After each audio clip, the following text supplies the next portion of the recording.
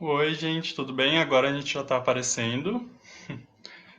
Bom, espero que as pessoas também já consigam ver os quatro agora.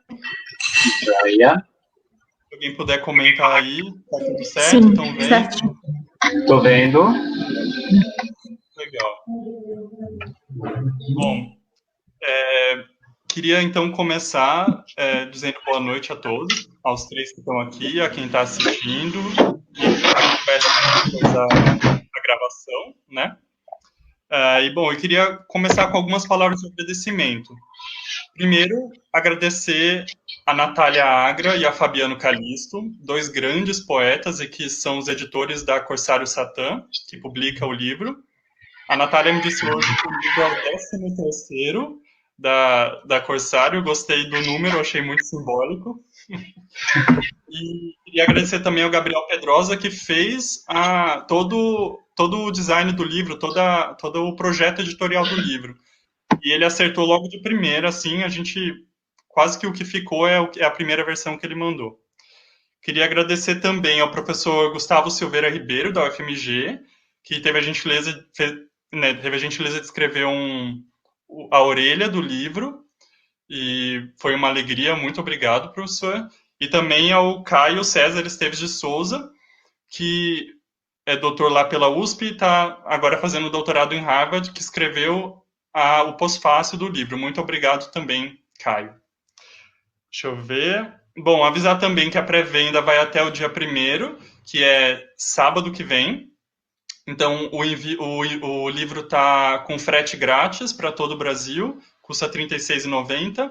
E é muito importante que quem se interessa por poesia, se interessa por aquilo que eu faço, se interessa pela editora, compre antes do dia 1º, porque essa pré-venda, essas vendas desse mês vão bancar 100% da publicação depois. Então, é realmente muito importante isso. No finalzinho eu falo disso de novo.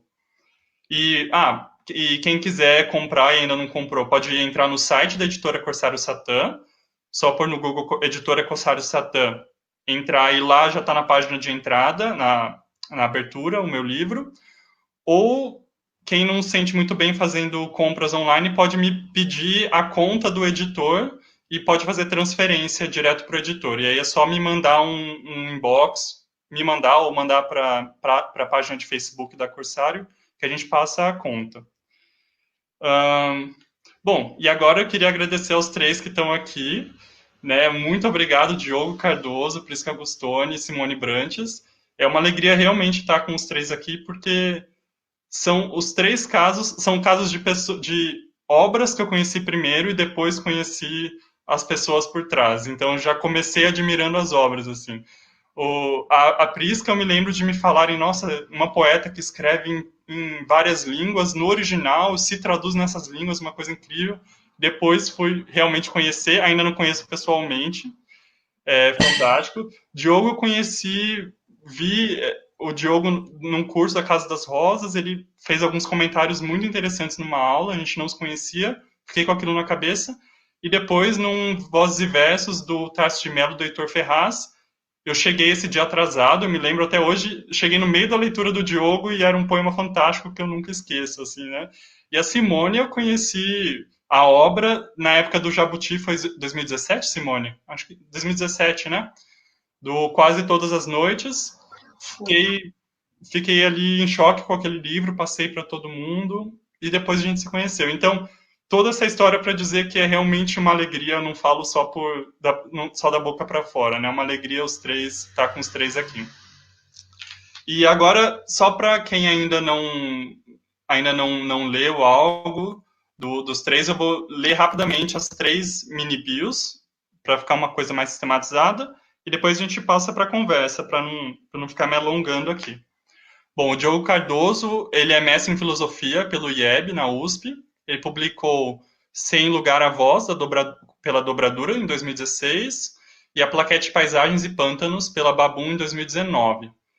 Ele tem publicações na internet, em revistas virtuais e impressas, e participou da antologia Subúrbios da Caneta, pela Dobradura, em 2014, e a antologia Primata, pela Primata, em 2018. A Prisca Gustoni, ela nasceu na Suíça e mora no Brasil desde a eleição do presidente Lula.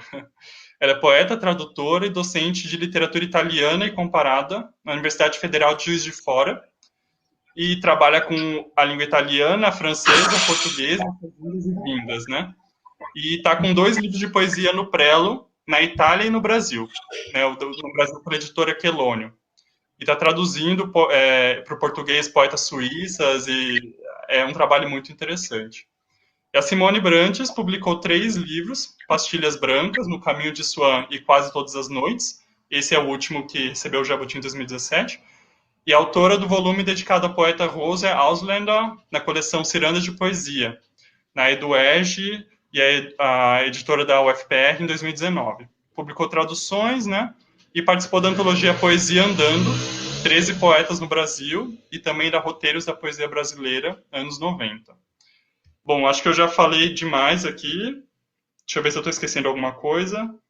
Não, um último aviso, como quem está assistindo provavelmente ainda não leu o livro, a gente vai ler alguns poemas no decorrer da conversa, mas, enfim, isso vai acontecendo, vocês vão...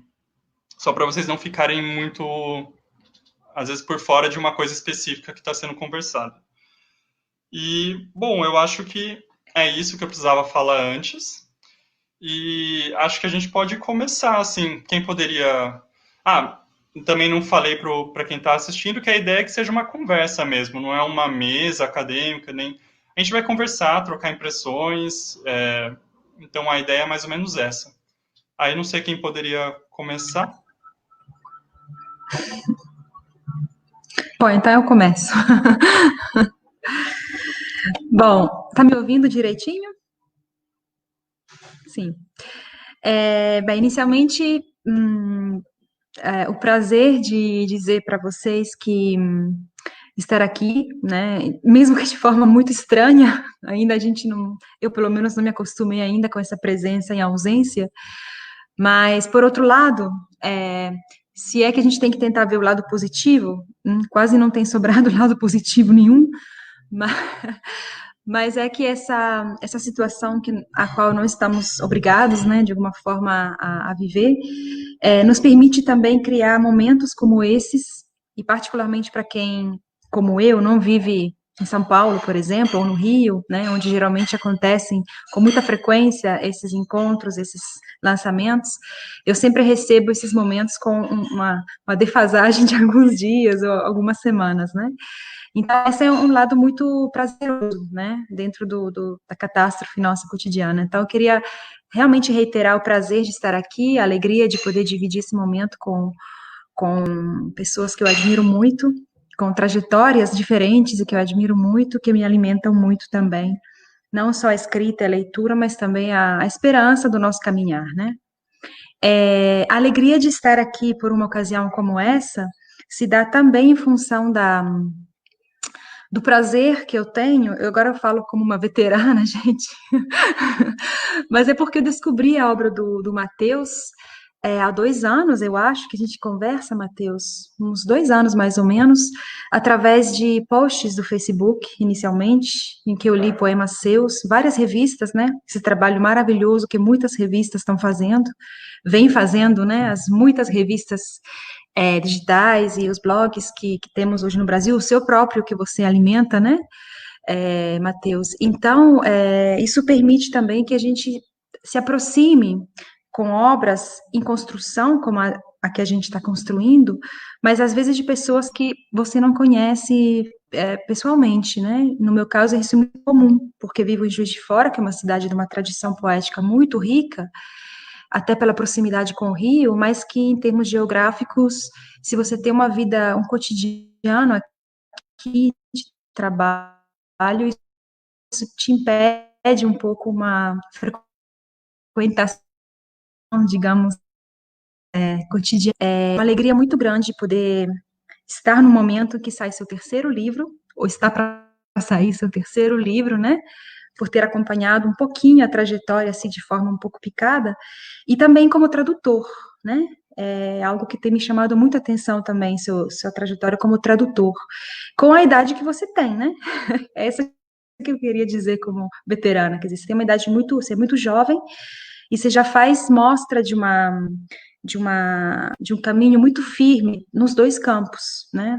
O da tradução, trazendo vozes que são vozes fundamentais, né, da tradição da lírica de língua alemã, particularmente me refiro a Bachmann, né? Eu trouxe também para só para lembrar que fui uma das felizes que conseguiu a sua publicação, a tradução da Bachmann, né, pela Demônio Negro, e também como poeta, claro, né? Então, é particularmente emocionante, assim. E eu gostaria de acrescentar que é particularmente bonito ver isso acontecer no momento que a gente vive, né? Sem me alongar excessivamente sobre questões que todos nós sabemos, mas eu confesso, pessoalmente, assim, tem sido um momento, por um lado, muito difícil, mas por outro, muito intenso e muito bonito, porque muita gente está fazendo, apesar de, né? Você mesmo citou o Fabiano Calisto e a Natália Agra, né, seus editores, que eu gostaria de cumprimentar. Eu tenho acompanhado também o que eles vêm fazendo como autores e como editores. Então, é um sopro muito grande, assim, é um alento que a gente tem quando vê pessoas, poetas que a gente admira, fazendo apesar de tudo, né? E me parece que está sendo um momento particularmente vivo nesse sentido, né? Onde há uma certa urgência da gente se expressar, publicar dentro do possível, partilhar, né? Até para a gente se sentir menos sozinho em termos políticos, mas particularmente agora somos isolados, inclusive fisicamente, né? Então, são várias condições que vêm se sobrepondo no Brasil, particularmente complexas, né? Para quem pensa o contemporâneo, para quem pensa o nosso tempo, né? Então, Matheus, eu tenho muita alegria de estar aqui. E eu queria, na verdade, começar. Bom, algumas impressões sobre a leitura. Na verdade, já saíram algumas resenhas, né? Algumas apresentações que você já divulgou. Então, não vou fazer aqui um trabalho crítico, até porque a nossa ideia é partilhar impressões e conversarmos, né? Mas eu posso dizer que a impressão que eu tive, assim, nas várias leituras que eu fiz do seu trabalho, do livro que está se apresentando hoje, é de é uma etapa diferente dos livros anteriores, né? Me parece que há uma complexificação maior em termos de linguagem, há uma tentativa formal também, né, de você sair um pouco do seu caminho anterior, que é interessante, porque me parece revelar também uma inquietação estética, né, dentro do campo da linguagem, mesmo que é o nosso, né, enquanto poetas, de você não reiterar caminhos já trilhados, o que sempre me parece particularmente um sintoma de saúde, né, para um poeta, principalmente na sua idade, né, se o querer experimentar, o querer, na sua, assim, na minha, mas você é jovem, assim, né, repito isso porque é algo que me chama atenção, e como você, muitos, né, e com essa ousadia, com essa curiosidade, com essa vontade, que eu acho ela extremamente importante de experimentar, né, e você faz isso nesse livro, essa experimentação, inclusive na linguagem, ao mesmo tempo tocando assuntos que não são simples, assim, assuntos bastante, ousaria dizer que assuntos aqueles existenciais, assim, né? A ausência de Deus, que não é, assim, é um ponto muito não fácil de se abordar na poesia e ao qual muitos poetas chegam tardiamente.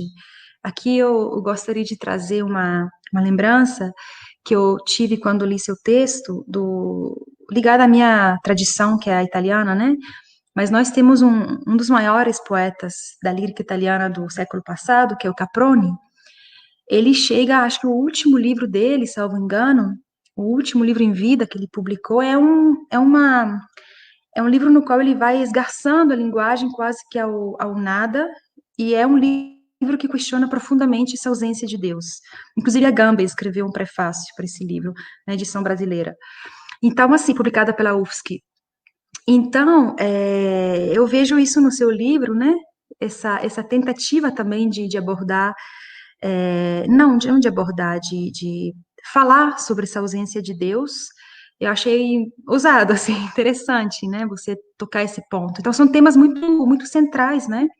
A existência E então é isso que eu queria dizer de início. Me parece que é um livro que marca um pouco uma virada assim no seu percurso, tanto pela abordagem da linguagem e paralelamente pela, eu diria, ousadia ou pela coragem, talvez melhor, de encarar alguns temas que são temas complexos, densos, existencialmente falando, né?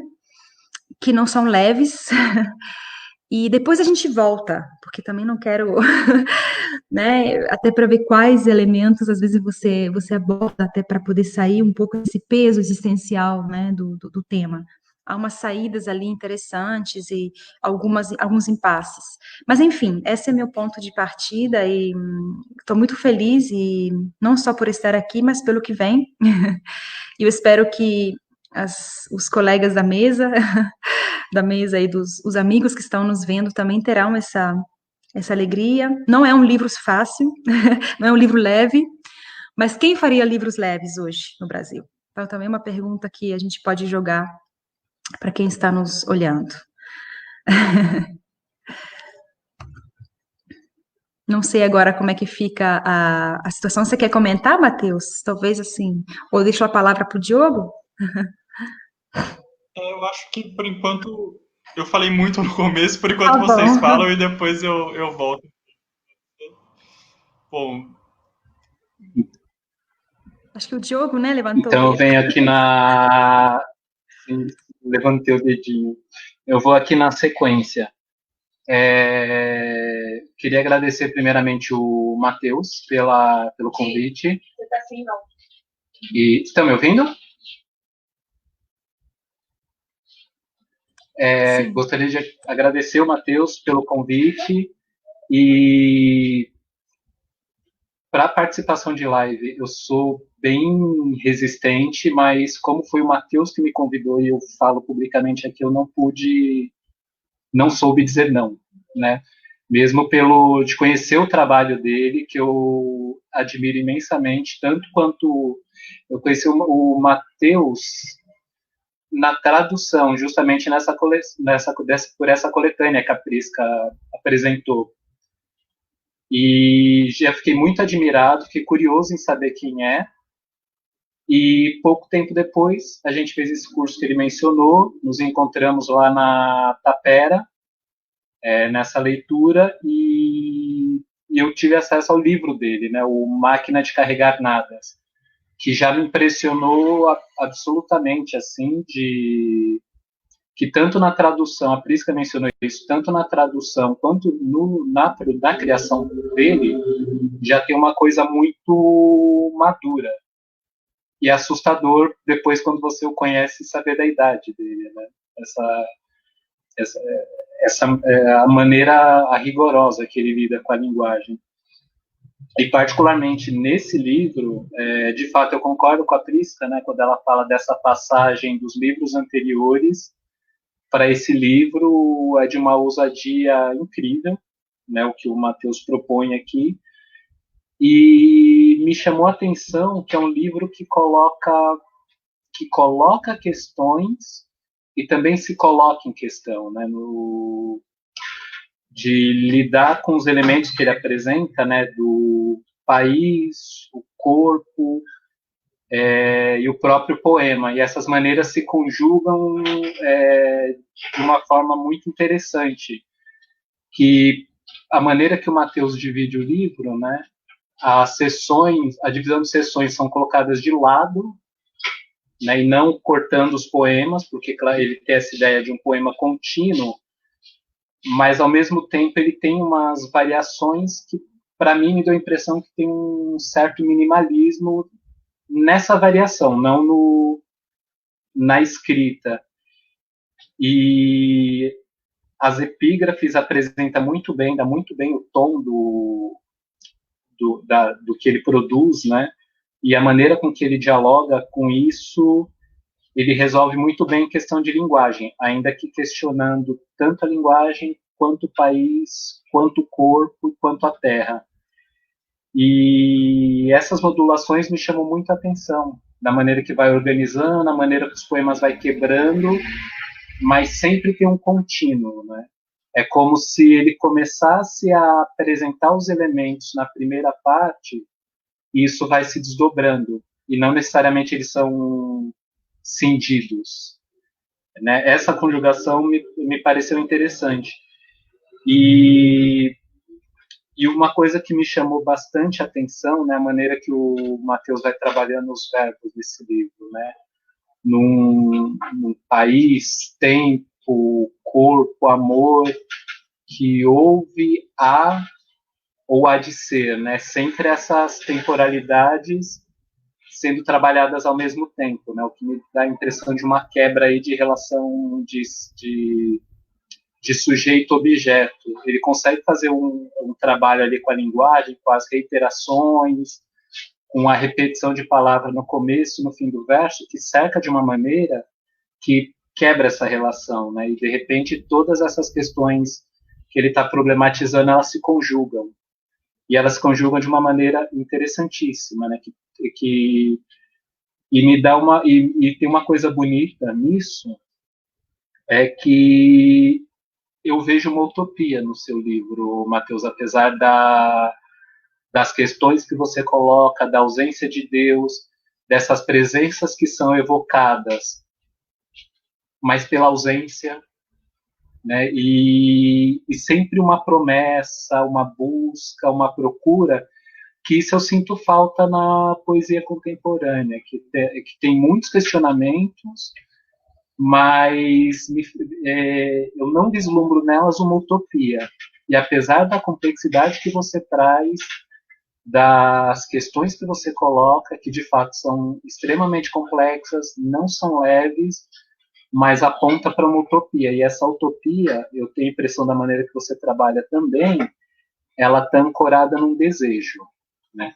Não exatamente um desejo concreto, claro, mas que eu acho que é urgente, é evocar os desejos, o que a gente deseja, que país a gente deseja, que amores a gente deseja, que corpos a gente deseja, que terra que a gente deseja. Então essa utopia, para mim, é a grande força do seu livro, e você trouxe de uma forma muito interessante, muito rica, e com um trabalho de linguagem primoroso. Assim.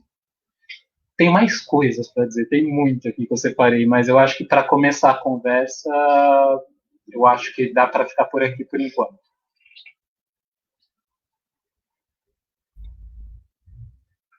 Agora sou eu? Sim, Simone.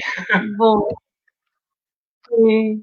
então, começar por onde eu devo começar, pelos agradecimentos, né? Muito obrigada, Matheus. O convite foi super bem e amorosamente recebido, né? De novo, é isso que você falou, né? Eu me lembro de uma vez em que eu disse para alguém, num lançamento de livros, que eu estava escrevendo, na verdade, era sobre a poesia do Caio Meira. É um ensaio bem longo que eu escrevi sobre a poesia dele, e aí a pessoa me perguntou, mas como? Você é muito amiga dele, como é que você vai escrever sobre a poesia dele, né? Mas tem uma coisa que vem antes, né? A poesia que foi caminho para a amizade. Então, para mim, isso não é um impedimento nenhum. E com a gente foi a mesma coisa, né? Você me convidou para publicar, né, no Read Manifesto, e depois foi assim, eu estava em Paraty, né, na Flip, foi exatamente a Flip em que eu conheci a Prisca, e encontrei um outro Caio, que é o Caio Paz, que eu apresentei para você, e ele me falou, acabei de comprar um livro na Sete Letras, estou amando o livro aí, de um Matheus. E aí, então tá, é o Matheus que eu conheço. E aí, te falei, você me mandou o livro, e foi uma grande descoberta, né? A descoberta da sua poesia, que a gente acabou se aproximando, né? E foi, nossa, uma coisa maravilhosa. Em seguida, eu queria agradecer aos dois corsários, né? A Natália e o Fabiano. E é isso, quer dizer, agradecer também por essa possibilidade de estar aqui com a Prisca, de estar aqui com o Diogo falando sobre o seu livro. Eu tinha muito pouco tempo, né, para pensar, assim, para ler o livro e para participar da mesa, né? E aí, como sempre, eu sempre faço umas coisas meio malucas, assim, porque eu falei, não, eu tenho que ler todos, eu tenho que ler os outros dois, e então só depois eu vou ler o novo livro do Mateus. Mas foi maravilhoso, assim, né? Porque eu fiquei com muita vontade, como eu já te falei, eu fiquei com muita vontade de escrever sobre os três, né? E é claro que o que me deu essa vontade também é isso que a Prisca fala, né? Essa transformação, né? Parece que tem uma quebra aí muito grande, né? Uma passagem assim muito radical dos primeiros livros para esse terceiro livro. E eu nem estou falando dos seus primeiros que eu não conheço, né? Que eu acho que você considera livros de juventude. Na verdade, nesse livro aqui, você publicou apenas alguns, né? Você fez uma seleção. Mas aí eu anotei algumas coisas, né? Assim, que são coisas que eu gostaria de perseguir depois num texto. Assim, não sei, não prometo, mas tenho realmente muita vontade de escrever, né? O que me chamou imediatamente a atenção, né, quando lendo o teu último livro, foi o modo como ele começa, né? Porque ele começa já começado, né?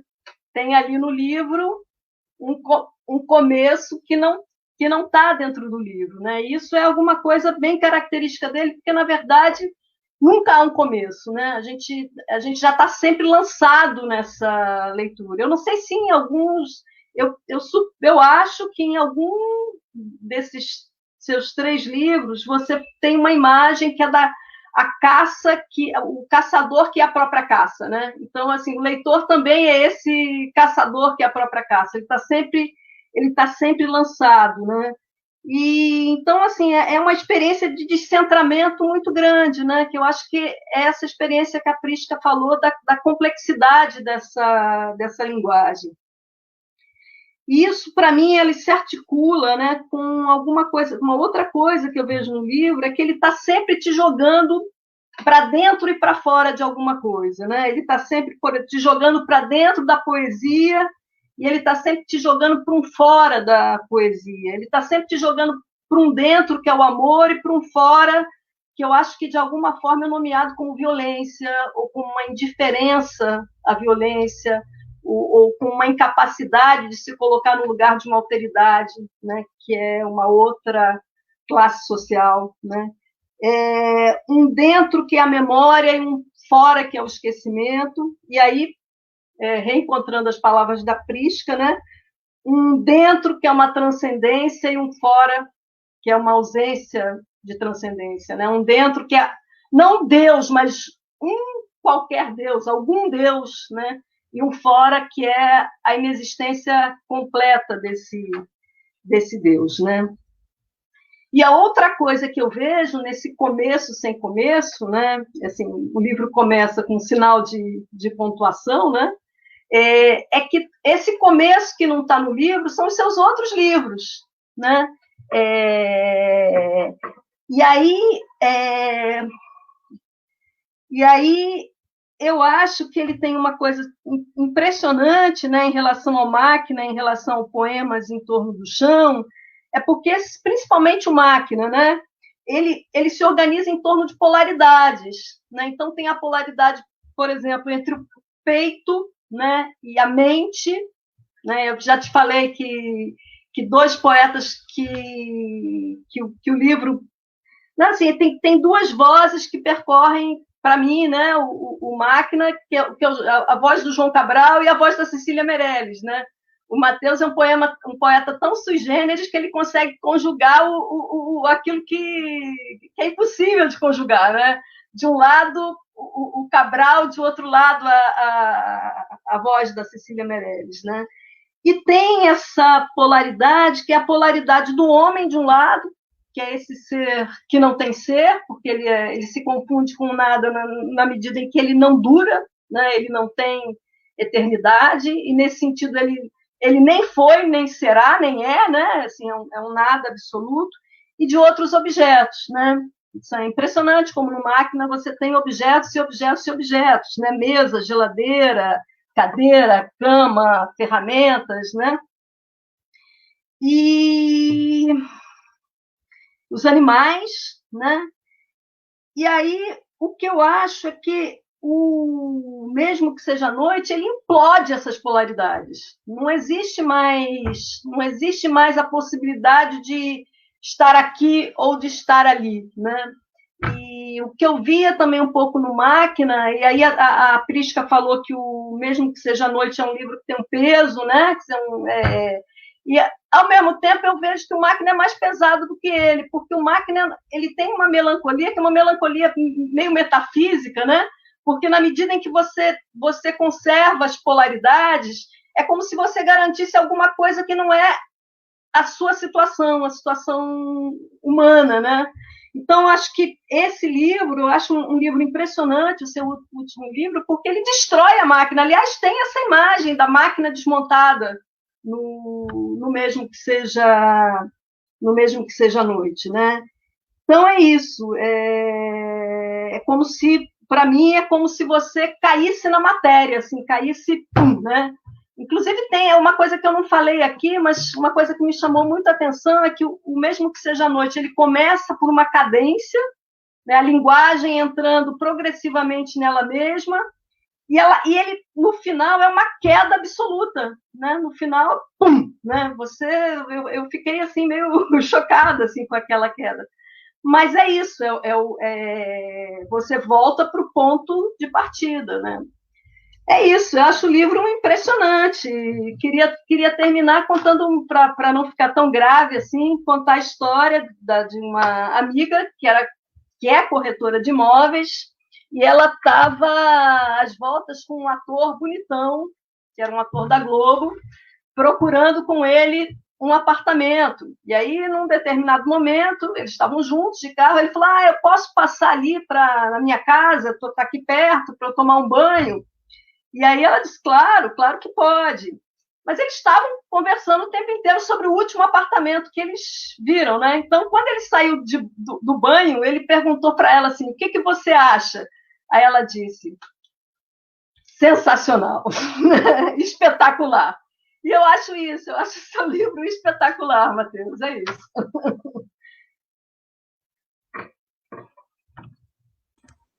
Bom, queria primeiro agradecer mais uma vez, né? Depois disso, ficou até um pouco sem jeito, depois dessas falas.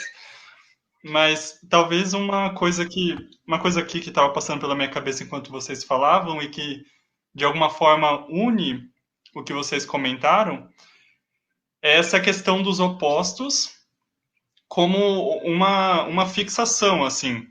Eu percebi depois de muito tempo como eu tenho dificuldades em lidar com o meio termo, com o quase, então é sempre um sim ou um não, um 8 ou um 80, são polos. Só que aí acaba que quando você lida com polos, você está fadado a não ir para frente, a ficar ali derrapando naquilo, porque você não tem como unir os dois polos, né? E eu percebo que boa parte do que eu escrevo tá nisso, nessa tentativa de unir, no reconhecer de que não se une e na angústia de não se unir aquilo, mas esses polos estão sempre ali, de alguma forma, eu acho. É engraçado, uma história também um pouco engraçada agora. Agora no período sanduíche, eu estava conversando com um amigo alemão e ele queria saber sobre o livro, mas não sabe português, e eu expliquei mais ou menos a estrutura do Máquina de Carregar Nadas. Aí depois que eu terminei, ele falou, nossa, mas você tem um pensamento bíblico, Matheus. E eu acho que existe alguma coisa nesse todo nada, nessas pontas, no que é pontudo, no que é redondo, sempre os opostos, que eu acho que tem alguma coisa aí de uma linguagem que está sempre ecoando, que eu não consigo lidar com ela e fico derrapando com ela. E aí, por isso, talvez, o Mesmo que Seja à Noite na minha leitura, pelo menos, é tão metalinguístico em uma das leituras, né? Ele é uma linguagem sobre a linguagem, e é uma linguagem que desfaz e põe em xeque a linguagem de alguma forma, eu acho, né? E talvez por isso, talvez coloque em xeque a linguagem porque a tarefa que está posta no início não se alcança, não se realiza. E aí a pessoa fica de mãos vazias. O título anterior do livro é Mãos Quase Vazias, depois eu desisti. Mas esse era o livro. E antes disso, Mãos Vazias. Depois passei para Mãos Quase Vazias. E depois, mesmo que seja à noite.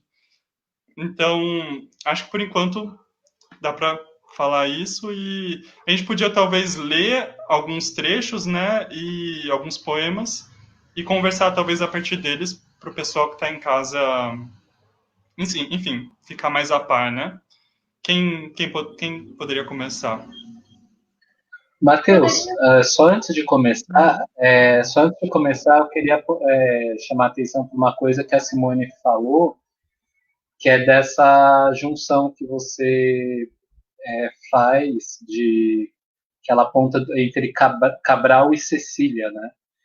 E passeando pelos poemas, é interessantíssimo que eu vi, você aponta bem que, como eu falei, né, na epígrafe, os poetas que você coloca de tradições variadas, num espaço-tempo longuíssimo, só que no decorrer da leitura, eu fui pegando muita coisa, assim, o Cabral está presentíssimo, mas também aparece o Drummond, aparece a Hilda Hilst. Eu peguei uma coisa assim que me chamou a atenção, eu fui buscar, tem um salmo ali que você cita, o Salmo 137, e é curioso, porque não é só que você traz essas tradições para o poema, senão que você se apropria muito bem dela. Assim, é evidente que elas estão lá, assim, mas ao mesmo tempo é o Mateus conduzindo tudo isso. Não é que você pega a linguagem emprestada deles, você se apropria de uma forma que a gente sente a presença deles ali, tanto na maneira que você estrutura a sintaxe dos seus poemas, nessa quebra bem cabralina, mas ao mesmo tempo tem um poema belíssimo que me remeteu à Obscena Senhora D, da Hilda Hilst, principalmente com essa coisa que a Simone falou agora do centro, né? Eu lembro do início, né, da Obscena Senhora D, né? Vi-me afastada do centro de algo que não sei dar nome. E eu acho que essa frase vai ecoando, assim, o que você traz na epígrafe do Ruth Lunada, né, que é uma história fantástica. E você se apropria muito bem dessas dicções, e elas aparecem, mas ao mesmo tempo é sua. Então, eu acho que é isso que você tinha nos livros anteriores dos polos, aqui me parece que você consegue fazer a união dos contrários e colocar essa tensão disso que está, que não está, do que era, mas do que é e ainda do que pode ser, e de uma maneira muito bacana. Eu acho que na leitura dos poemas isso vai ficar claro para quem está ouvindo a gente.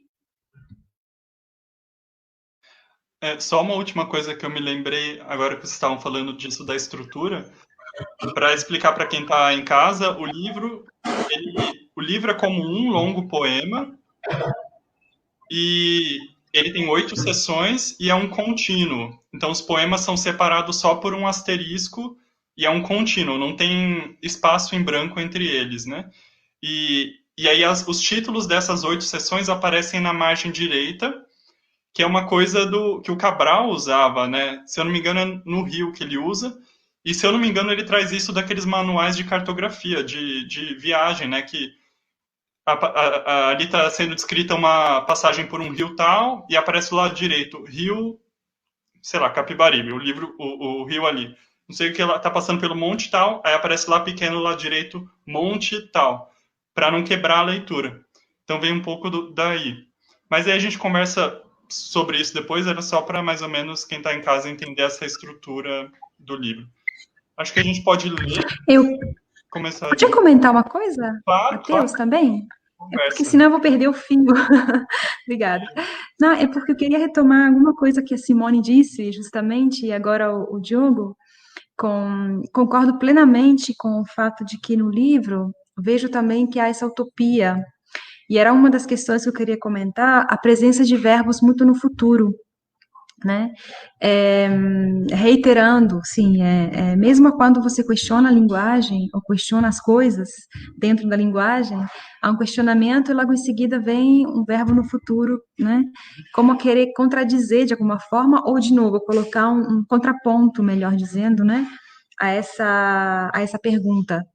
E a Simone comentou uma coisa que realmente me fez pensar. Eu também não sinto melancolia realmente nesse livro. Eu acho que tem a ver com essa ideia de ser uma espécie de fluxo, né? E como há uma potência muito grande, que é a explosão. É exatamente essa ideia de. Você traçou um caminho muito interessante, Simone, do livro anterior para este, e realmente é como se aquilo estivesse explodindo ou implodindo esses polos, né, esses opostos. E aí a explosão é uma força, de qualquer forma, vital, né, é uma força. E por ser uma força propulsora, a gente percebe que é um livro muito forte, com uma energia muito grande. Então, de fato, não é essa melancolia que paira. Eu diria que, eu acho que ele é complexo porque há um forte teor trágico, né? Há uma tragicidade ali contida que é também propulsora da explosão, né? Mas é um fluxo, realmente. Você explicou agora, é um poema único, né? Dividido em didascálias, mas isso também contribui para esse sentimento de um fluxo, né? Que vai nos pegando e, ao mesmo tempo, vai explodindo tudo aquilo que ele toca, questionando, né? Mas era só para complementar 2 pontos que eles tocaram que me parecem importantes. Claro, quem poderia começar e a gente depois vai retomando as questões? A gente não poderia aproveitar que ele tem as letras, né? E aí a gente acaba. Não sei como é que cada um escolheu, mas eu me lembro que o F, a Prisca tinha escolhido, né? Alguma coisa do F, eu tinha escolhido um pouco do G, aí pode seguir essa, não sei, o Diogo, né? Tá sem microfone. Eu escolhi justamente os do início. O primeiro que eu escolhi está na seção D, retoma-se o dedilhar. Aí a gente faz uma sessão agora e uma na próxima, ou, Matheus, ou a gente já leu os poemas que a gente selecionou? O que te parece? Eu acho que a gente poderia cada um ler o que selecionou e falar suas impressões sobre aquilo, depois vai o próximo, depois a gente pode falar meio que do todo, né? Não sei quem vocês acham. Para que a pessoa que leu não perca muito o fio da meada do que pensou, até todo mundo ler. Então tá. Então vou começar por esse que é o poema da seção B, Retorna-se o dedilhar, e depois, em seguida, eu vou ler o da seção D, Notícias do Campo Arrastado. Tá? Então começo. Umbrosos verdes arbustos e os cães, farfalhantes os cães e seus campos de preás baleias, todos eles, farfalhante o tempo também, e até suspenso de sua roda habitual sobre arbustos. Ausente o tempo nos cães sob arbustos, sob arbustos, sob arbustos, umbrosos cães felizes, e o bicho gente olha, semi-participante, provisório e terrivelmente humano, mas quase também feliz. Aí, na sequência, eu leio esse do Notícias do Campo Arrasado, que é o da seção D. É lícito um poema onde ecoam passos de um único homem ou de sua sombra os passos? É lícito o poema de uns pés descalços, limpos, sobre um pátio ainda mais? Lícito que água ainda não convexa de toques, nem de rostos outros espelhados, que um só rosto, que essa água reste? Ecos, passos, sombras, pés descalços, toques. É lícito que haja? É lícito que haja tão rara palavra, lícito? É lícito que haja o que haver em versos como estes, se os tiroteios furam a pele de uma mãe, de um pai, de um filho, e de um que não nasceu e não nascerá, num canto escuro qualquer deste país que nem me digno a saber, enquanto escrevo um poema sobre escrever um poema sobre um revólver calibre 38 que resolve anular o tempo?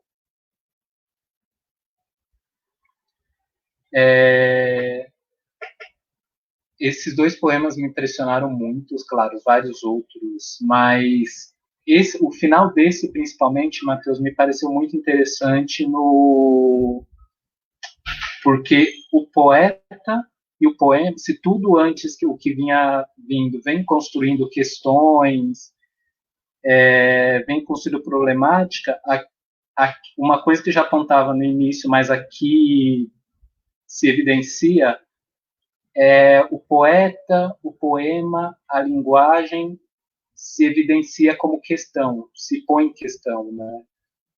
Disso, dentro dessas polaridades, né? Da realidade trágica que a gente está, e não é, isso é outra coisa interessante, não é uma realidade trágica que está acontecendo agora, é uma realidade trágica que vem se estendendo no decorrer dos tempos, que se repete, que se repetirá, né, brincando um pouco com essa temporalidade que você vem construindo.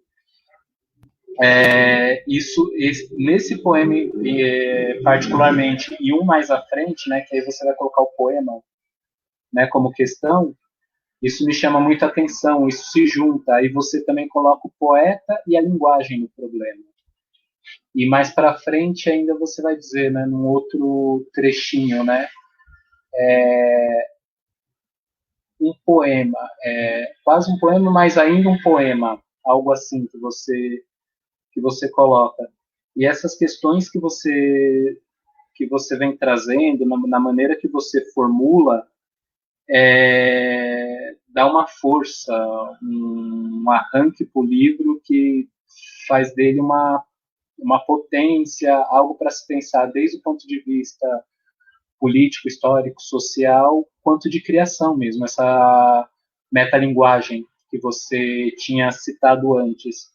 E, curiosamente, na minha anotação aqui, que eu imprimi os poemas, quando você começa com essa palavra, né, é lícito um poema, um decoin, não teve como, eu circulei aqui e coloquei HH, né, Hilda Hilst, né, que ele pode dizer, é lícito me dizeres que Manã sua mulher, que fala dessas discussões que a gente comentou aqui, que você vem trazendo, que você vem se apropriando, e aqui é uma demonstração de que tem uma apropriação, tem uma referência, nem sei se proposital, estou imaginando aqui, né? Para mim se evidenciou, que me remete ao que eu conheço da Hilda Hilst, mas ao mesmo tempo não é Hilda Hilst, é o Matheus aqui trazendo as questões que o livro vem carregando, vem acumulando, vem desenrolando, e aqui, por exemplo, fica muito evidente.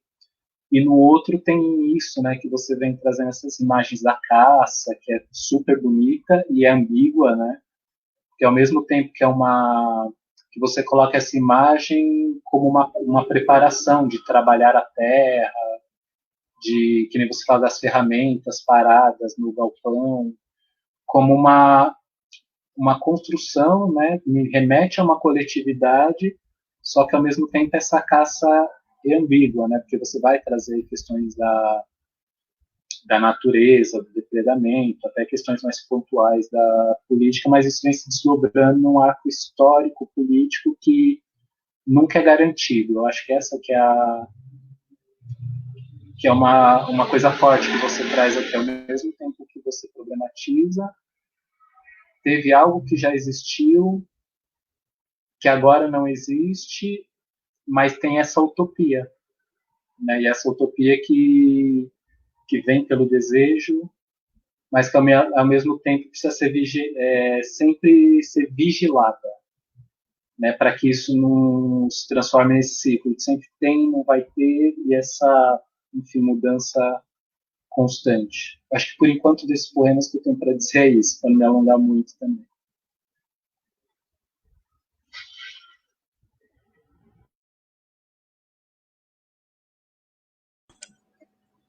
Acho que a sequência do livro é a minha, né? Tô vigiando que tem uma gata que tá querendo comer meus biscoitinhos. Ai, desculpem. Ai. A sequência que eu selecionei, o fragmento, né?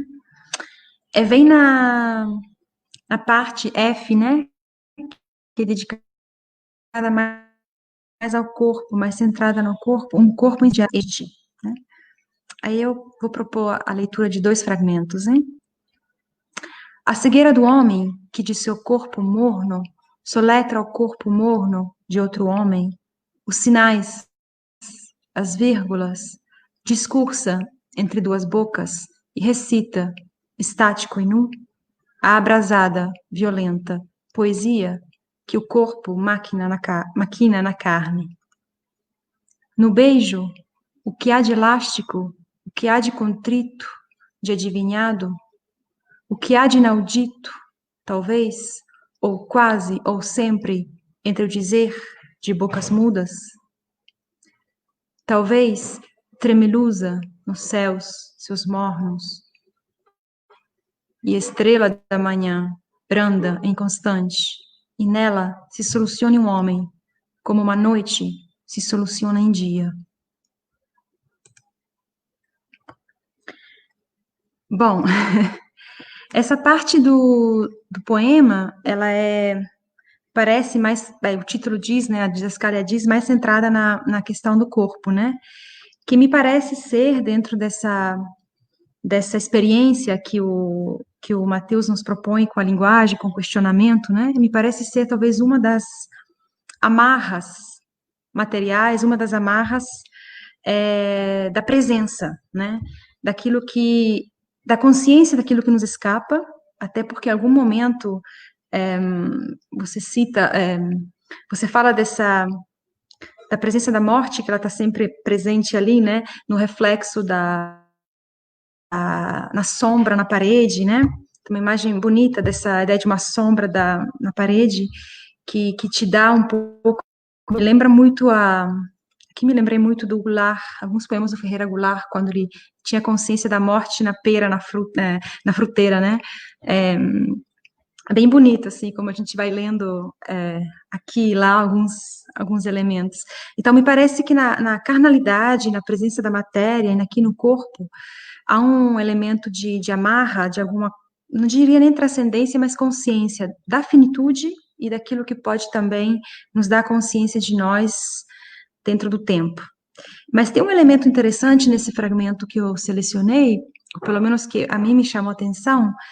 Eu vou só abrir rapidinho diante de mim, de novo, o poema. Sim, o elemento que me chama a atenção também é esse uso do corpo e da boca, né? Como aquilo que a boca que é a parte do corpo também que beija. O beijo está presente também em vários momentos ao longo do poema, mas também é aquilo que permite falar, né? E 2 bocas aqui se refere claramente também ao ato em si amoroso, que é explicitado, é descrito em algum momento, ou aludido, mas também a ideia de uma fala, né? E de uma fala que ela é muda, essa intermitência entre o que se diz e o que não se diz. E essa presença de 2 bocas é muito interessante, porque se remete também à ideia do casal, me fez pensar também a ideia de língua. E o fato de você, né, dominar também uma ou 2 línguas também. É claro que quando a gente lê, a gente tende a ler nos textos também aquilo que nos fala de nós, né? Mas essa interrogação sobre a possibilidade, primeiro, de se dizer algo, que é uma interrogação muito, muito forte na tradição alemã, né? Essa possibilidade de dizer alguma coisa em tempos sombrios, né? Se há uma boca, como é que eu vou dizer, o que eu posso dizer, né? A partir do silêncio, a partir do silenciamento, na verdade, né? Causado até pelo horror. E, por outro lado, quando eu digo algo, com quais palavras fazê-lo, né? E aí me parece, nesse trecho que eu li, e o que antecede também um pouquinho, há essa interrogação relacionada tanto à materialidade do corpo, que é uma presença constante, até pela própria Hilda Ilst, né, que o Diogo aqui trouxe muito bem, pelo erotismo, mas ao mesmo tempo eu tendo a ler também uma interrogação da linguagem, né, daquilo que é possível que você expresse através da boca, nesse caso, né, e aqui é uma boca que se reflete com a do outro, né, então até que ponto que a linguagem, ela tem capacidade de ser um espelho para o outro, ou menos, né, um espelho amoroso, um espelho traidor, né, é bem interessante esse jogo que você coloca nesse momento, nessa parte com relação à linguagem, assim, me chamou a atenção. E aí, retomando um pouquinho o que comentou o Diogo agora, na verdade, e me fez pensar também agora, bom, vou falar uma coisa que para você será óbvia, né? Mas essa presença de um questionamento, de um tempo que ele não é só, não, acho que foi a Simone, que não é o tempo só de agora, mas é um tempo que vem vindo, né? Me lembrou também a Bachmann, na própria interrogação do tempo que cai fora do tempo, né? É, algo também muito, é uma das questões que eu queria te colocar como pergunta, mas talvez teremos uma rodada de perguntas. Mas até que ponto também essas leituras que você tem, essa outra forma de escrever, que é a tradução, também alimentam determinadas problemáticas, né? Suas, do hoje e aqui, né? Dentro da sua língua, dentro da sua tradição, e dentro também do seu contexto histórico, político, né? Eu vejo um pouco essa ideia de um pêndulo, né? Do sujeito que está dentro e fora do tempo, né? E, enfim, mas esse fragmento especificamente sobre o corpo, acho que traz esses dois elementos, né? Só para resumir. Por um lado, a presença da materialidade, com aquilo que nos revela, tanto da passagem da morte, ao mesmo tempo daquilo que nos faz sentir, nem que seja por um instante, transcendente, né? E por outro lado, a questão da língua, né? Aqui exemplificada pela presença da boca, ela volta várias vezes. Achei muito interessante. Acho que é Simone.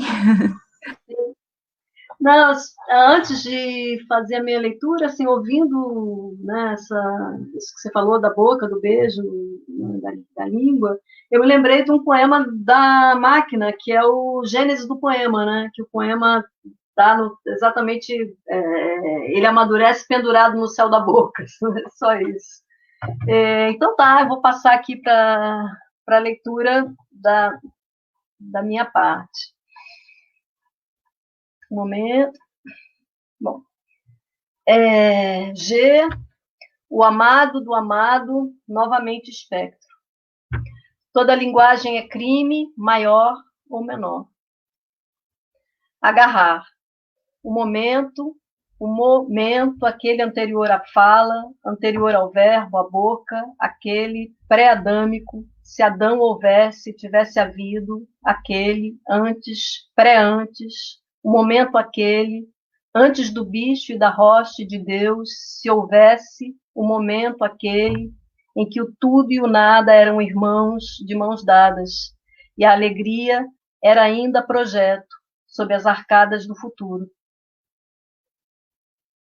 Não há vila natal a qual voltar, o corpo natal, nem parente que ver, nem noite que colher entre as mãos mornas. O que há, o que não se sabe ainda, o que não se sabe e, no procurá-lo, já sem esperança de encontro, gastamos contentes o tecido do tempo, contentes talvez da procura, que basta ou deve bastar.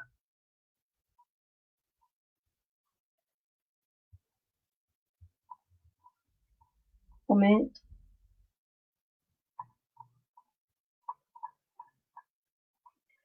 Lavar da borda em café, da xícara, o lábio amigo, e do prato branco, a mão amiga. Cancelar a parcela de memória, depositada, guardada, escondida, na dobra das horas. Que uma casa, ela é feita, de trapaças contra o tempo. Anular estas xícaras, no irmão predileto do tempo, esquecimento. Apagar os vestígios, reconhecê-lo, vencedor.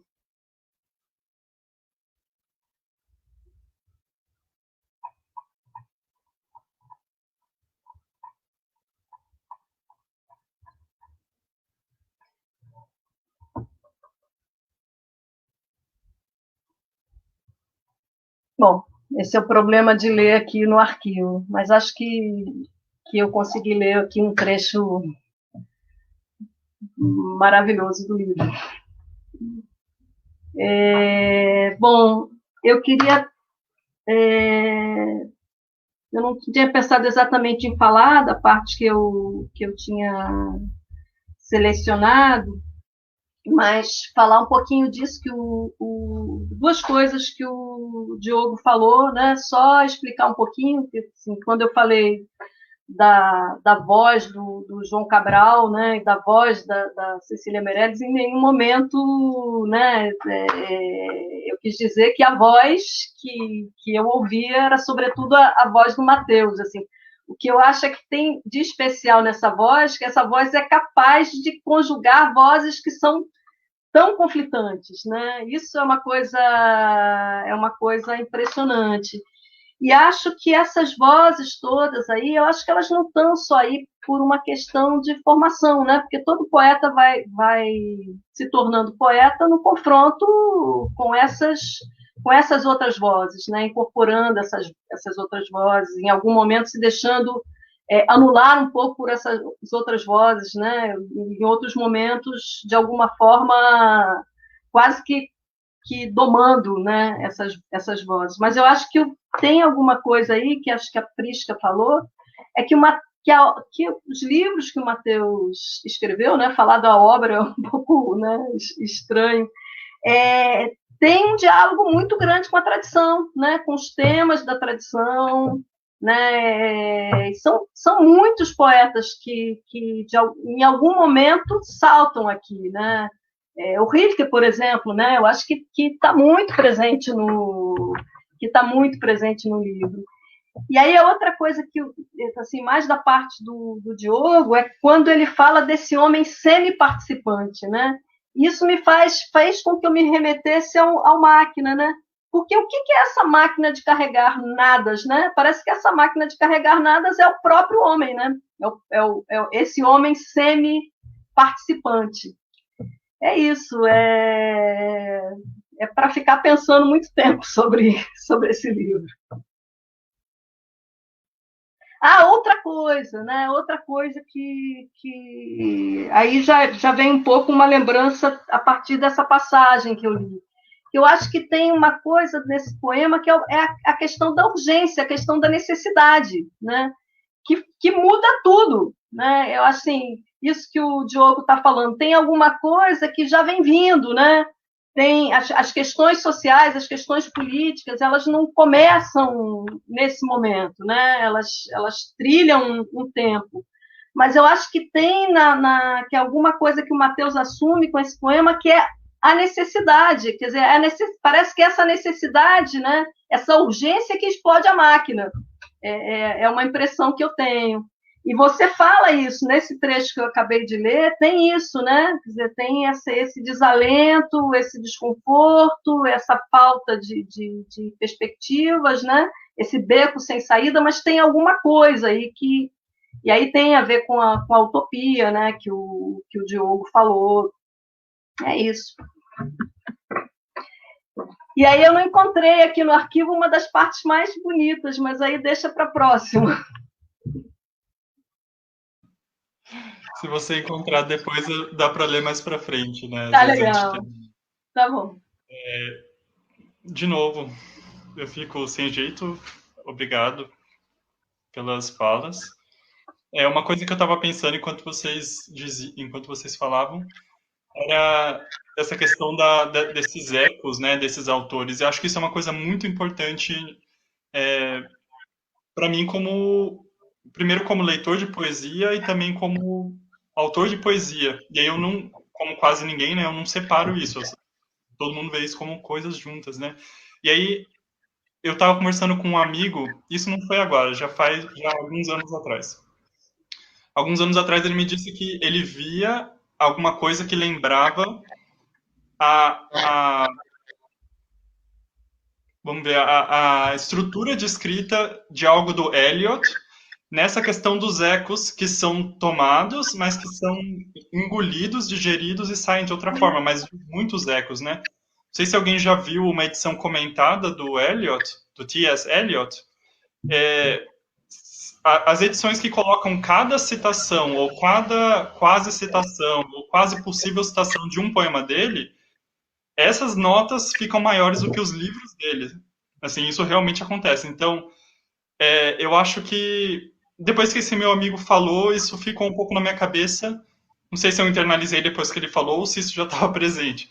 Mas existe uma tentativa de trabalhar, a partir dessas vozes que são importantes para mim, desse modo que vocês falaram da digestão, né? Então, não é pegar aquela voz e colocar ali, mas é engolir aquela voz, trabalhar aquela voz e tirar uma outra coisa, mas de um jeito que ainda seja reconhecível, né? Como vocês falaram.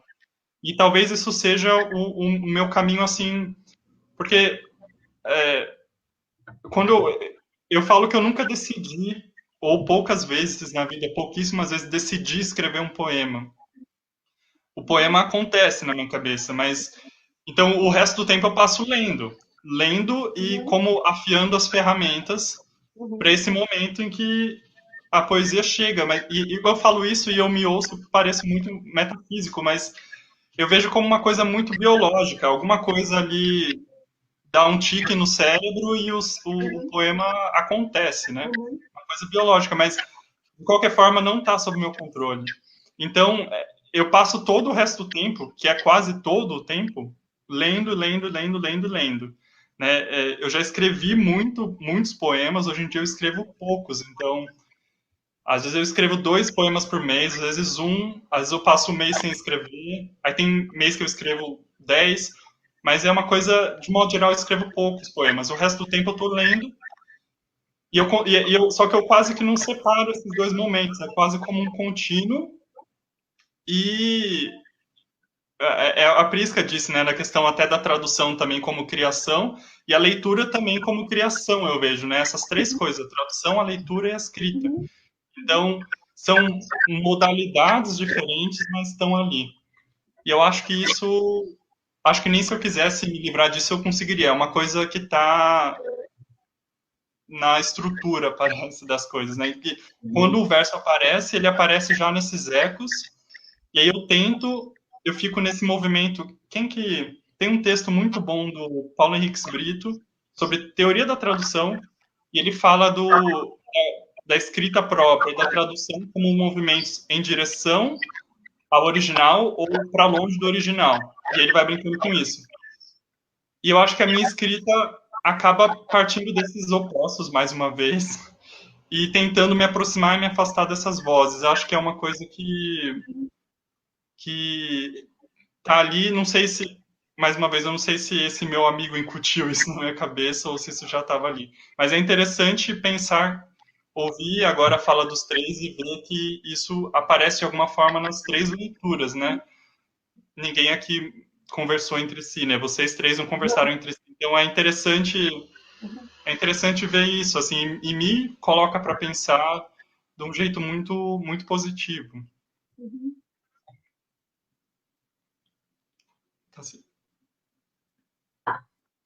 Fiquei pensando aqui que cada um de nós, quer dizer, quando faz poesia, é tradutor também, né? É tradutor também daquilo que a gente leu, né? Escrever poesia é um trabalho tradutório também, nesse sentido, né?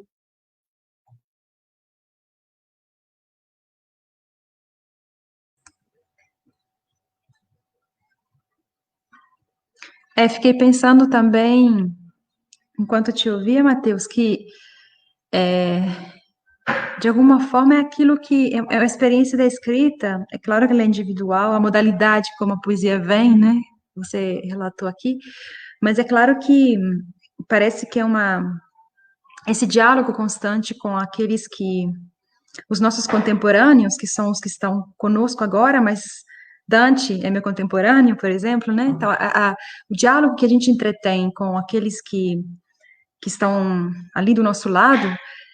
Outro dia eu escutei uma live do Tarso, que eu acho que está aqui, ele estava falando isso, né, que estava com a biblioteca linda atrás dele, dizendo que ele dependendo dos dias, né, ele pode colocar em diálogo os contemporâneos que já não estão mais aqui, né? E é isso, eu acho que a gente também faz parte desse diálogo que às vezes ele vem tardiamente com alguns, né, com alguns autores, outras vezes, por alguma razão, eles estão perto de nós desde o início daquilo que seria a formação estética, sensível para o mundo, né, e de alguma forma voltam, né, aqui já foi citado muitas vezes o Eliot, por exemplo, que parece ser também uma presença muito marcante, né, eu trouxe um pouco os alemães por saber do seu percurso, né? E por serem próximos também de algo que me é caro, mas é claro que esses nossos contemporâneos que dialogam com a gente, percebo que você se pergunta sobre essas vozes, né, que estão aí, mas eu acho que a impressão que eu, como escritora, como autora, como poeta, é que é um pouco isso, quer dizer, o tempo inteiro a gente está dialogando com alguém, até porque muitas vezes estamos sozinhos nesse trabalho, né? O trabalho literário é essencialmente eu diante de uma tela, um papel, e aí há uma forma de convocar, até de forma ritual, algumas dessas vozes contigo, né? E esse é o trabalho bonito, da uma certa comunhão. Eu acho que o texto acaba revelando isso em alguns momentos, mas revela de uma forma também dialógica com o leitor, quer dizer, eu tendo a ver também no seu texto determinados arquivos que são meus, né, de uma forma ou de outra. Isso também é bonito, porque faz o texto crescer, né, faz o texto viajar de outra maneira para quem o recebe. E, de qualquer forma, não deixa de revelar a riqueza, né, das camadas que você coloca aí, né, isso é muito interessante. O que eu estava pensando também a partir disso é que nesses ecos, nessas vozes de autores vivos ou não, mas que são contemporâneos, como a Prisca disse, que eu tento, pelo menos conscientemente, fazer um trabalho em poesia que não coloque isso como impedimento ou como algo sem o qual não se lê. Então eu quero que essas vozes todas estejam ali, mas que mesmo o leitor que não conhece aquelas vozes tenha acesso ao poema ou a estruturas do poema, a camadas do poema. E isso é um pouco uma obsessão minha. Tentar não limitar, não circular o poema e só entre quem leu isso, mas trazer essas vozes, tê-las ali, né, e tentar, nessa digestão que eu comentei, na antropofagia, de alguma forma também, tornar isso não dependente daquela fonte, né, e é pelo menos um esforço, assim, é pelo menos o que eu tento.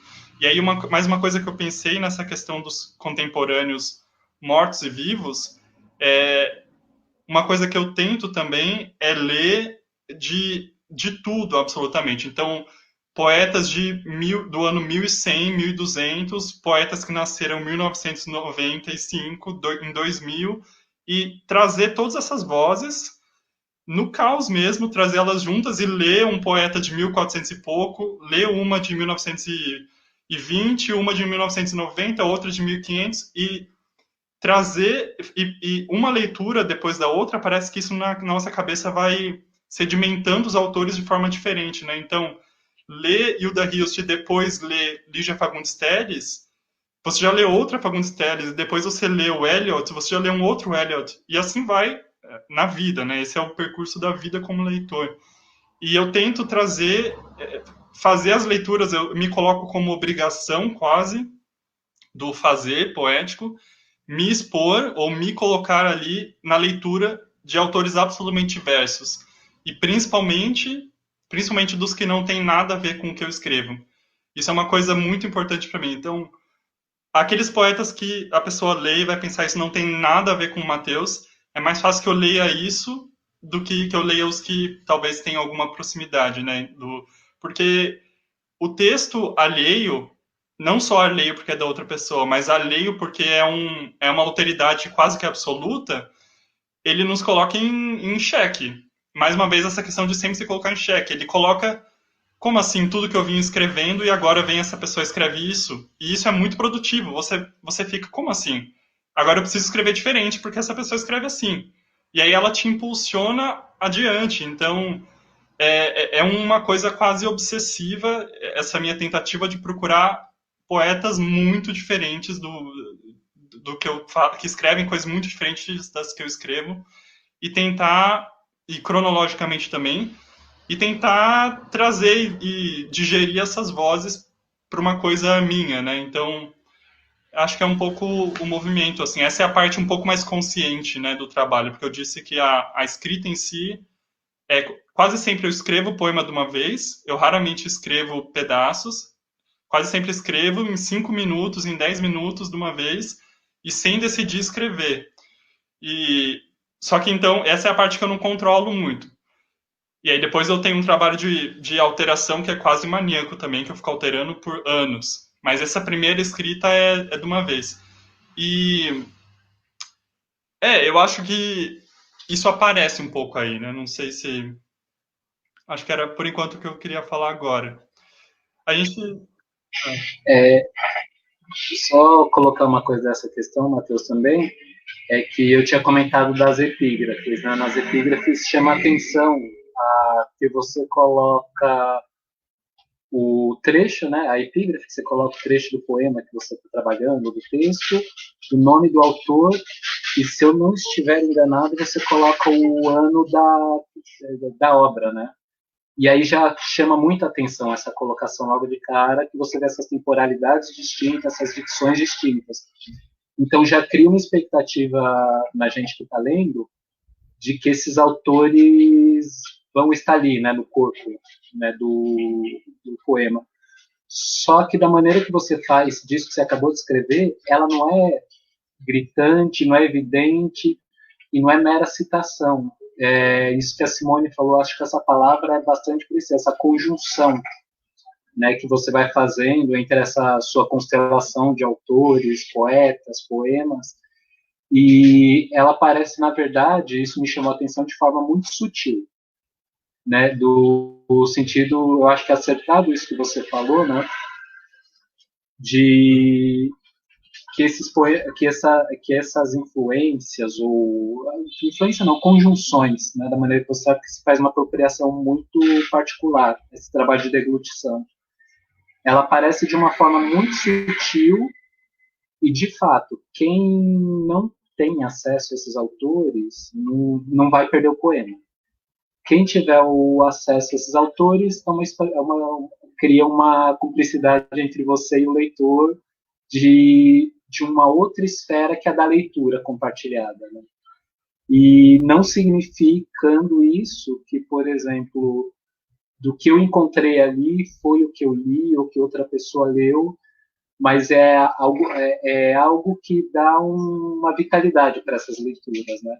De repente, eu ver Cabral aqui no seu texto me dá um outro Cabral, não me dá o Cabral lá, o que eu li, me apresenta um outro.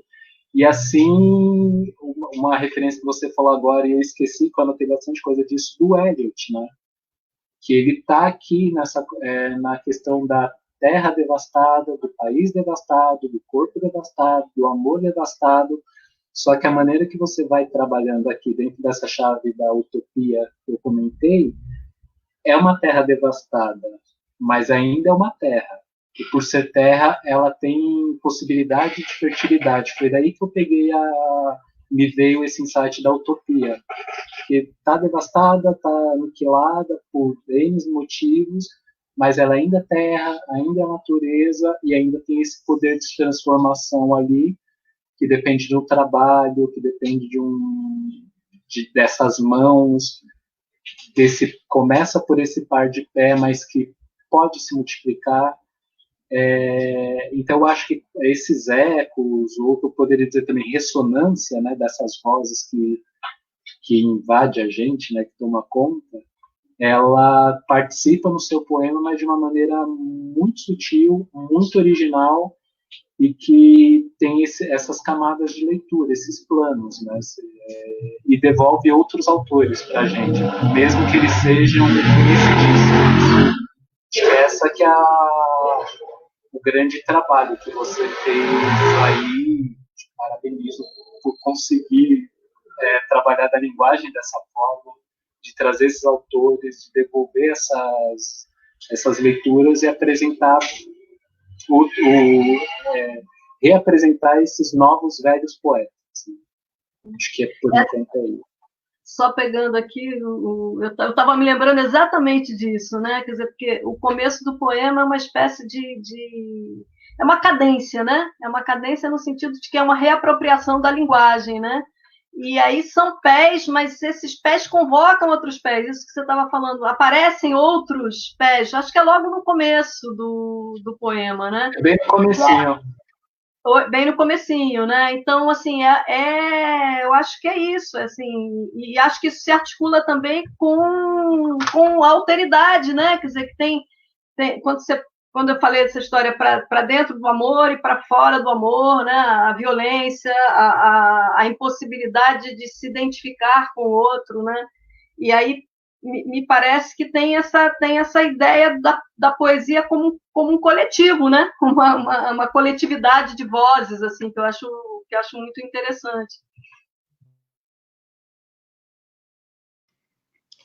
É interessante que isso, bom, para quem está aí assistindo, o livro começa quase com a linguagem textualmente voltando, né? Então é como se ela fosse uma engrenagem que volta a girar, né? E é engraçado que isso tem alguns níveis, assim, né? Porque depois que eu terminei a Máquina, apesar da Máquina ter saído em 2017, e aí saiu um livro em 2018, o Poemas em Torno do Chão, esse Poemas em Torno do Chão ele foi escrito depois do Mesmo que Seja a Noite. Então, assim, veio Máquina e Mesmo que Seja a Noite. E depois que eu terminei a Máquina, eu fiquei realmente... Até aquele momento eu nunca tinha ficado, assim, 3 semanas sem escrever um poema. E dessa vez eu fiquei, depois de terminar a Máquina, 11 meses, quase um ano sem escrever nada. E eu já estava na minha cabeça, bom, sem grandes dramas, é isso, foi um bom momento, passou. E então essa escrita que retorna no início do Mesmo que Seja a Noite é a minha escrita retornando realmente. Então é como uma amiga, Lívia Betges, que está assistindo, comenta que esse livro é muito tátil, né? Então nesse primeiro momento eu estou realmente tateando a linguagem, ver em que pé ela está, como ela vai daqui em diante, o que ela já não é em relação à linguagem da Máquina. Então tem esses níveis que aparecem ali nesse retomar da linguagem. E aí a linguagem vai percorrendo esses temas, né, quase esses tópicos, né, das sessões, e existe, como a Simone comentou, essa implosão, né, em algum momento. Não sei se alguém quer comentar alguma coisa específica, senão eu vou dar mais um recado e vou ler os 2 últimos poemas do livro, que tem a ver com isso que a Simone falou, e aí a gente poderia encerrar, a menos que vocês tenham alguma coisa que vocês pensaram. Matheus, vou me permitir aqui, eu acho que dos poemas que a gente leu, agora a gente retomando esse começo, eu poderia ler o segundo fragmento? Então vamos lá. Eu queria concluir, Diogo, depois de você, a parte que eu não li. Tá bom. Então, a primeira sessão, né, a sessão A linguagem retorna. Ter em mãos ferramentas, martelo, alicate, não saber mais habitar país alerta, nem obrar-lhe grandes obras, multiplicar-lhes pés, nem frequentar suas lições de pedra nem d'água. Enferrujada a garganta de prata, em cobre, estanho, estanho e cobre. Em nada a prata suposta, em tudo a mudez dos minérios. Nossos pais e herdeiros últimos. Que herdem tarde, que as mãos reaprendam suas ferramentas, e as frequente. O poema ainda é viva ainda. Ontem prata, hoje estanho, amanhã promessa de fruto novo, bom também, fruto que reintegre e não expulse quem já não teria onde ir. E, Matheus, eu li, na verdade, o segundo e o terceiro trecho. Eu roubei aqui porque eu lembrei de uma coisa que você faz, que tem esse ontem prata, hoje estanho, e você interrompe bem no amanhã, como se desse uma suspensão. Só que quando você retoma no próximo fragmento, aí vem essa promessa. E isso é de uma beleza incrível. É muito bonito. Bom. Pouco ou nada sobra do que irreversivelmente se é, para aquecer entre as mãos. Mas há o horizonte gargalhando em vermelho e a brisa fazendo cócegas nas folhas, e umas mãos dadas, e depois do tempo que se rouba ao tempo, quando mais nada houver, houve, basta esse contento, basta o que houve e se perdeu no vento.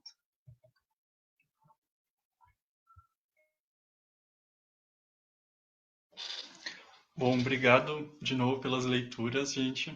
Acho que a conversa vai continuar muito pelos próximos dias, semanas, espero que anos entre a gente. E também quem estiver assistindo depois enfim, depois das leituras, apareçam, me contem suas impressões. Eu queria, deixa eu ver aqui o que eu anotei para não esquecer. Ah, tá. Eu queria só terminar relembrando que o livro está à venda. Bom, ele está à venda sempre, mas ele está na pré-venda até o sábado que vem. Então é muito importante que quem se interessou pelo livro, que compre antes do sábado que vem, do dia 1º de agosto, porque essa venda até o dia 1º é o que banca toda a impressão, 100% da impressão do livro. Então é bem importante isso. O frete é grátis para todo o Brasil e o livro vocês encontram no site da Corsário Satã. Só colocar ali no Google Editora Corsário Satã, entrar no site, já está na página inicial. Ou quem não se dá muito bem com compra online, venda online, me manda um inbox, ou manda um inbox ou para mim ou para Corsário Satã no Facebook, e pede a conta do editor, e aí você pode fazer o depósito. Bom, então, para finalizar, primeiro agradecer de novo a presença dos três e agradecer quem está aí ouvindo. Aqui a gente já está em 1h e 35 minutos, passou bem rápido. Eu vou ler os 2 últimos poemas do livro e aí depois disso eu já encerro. E é isso, obrigado, obrigado, obrigado, 1000 vezes obrigado. Os 2 poemas, como eu falei, são os últimos. Escapa, dedos roçam fitas sedosas, normalidade escapa e sentidos próprios e dados evolam, vapor morno, cascas sobram, carcaças, sentido, normalidade, véu desliza, cortina sobe, resta sob o holofote, o absurdo ou que essa palavra encobre, o cão em caça tornado, o cão em caça tornado, escapa, dedos roçam fitas sedosas, normalidade, fita prestes romper. 2.877 palavras, 2.879 palavras, 2.881 palavras, e nenhuma que anule a morte. Chega.